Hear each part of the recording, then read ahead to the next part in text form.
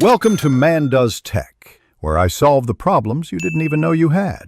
You start by getting the video address and a destination cell. Paste the exact URL into a temporary cell so you can test it. Make sure it opens in your browser. Once done, choose the text or image you want users to click. You'll use Excel's hyperlink function for a clean, reliable link. This avoids embedding problems and keeps file size stable. Now move to the cell where the visible link will live. You enter the hyperlink formula, equals hyperlink, paste your URL, click to play video. This creates a clickable label. Explain to users what they'll open. Make sure quotes wrap the URL and display text exactly. Alternatively, select a cell or an inserted picture, choose Insert Right Arrow Link, and paste the URL in the dialog. This is the same result via menu. Once added, test the link. You finish by saving and testing the link from the sheet. Click it and observe whether the video opens.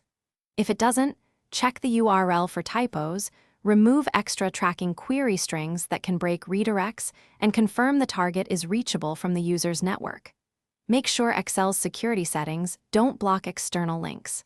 If multiple users need access, switch to a public or shared network path so permissions aren't the problem. This single approach avoids embedding and keeps the workbook light.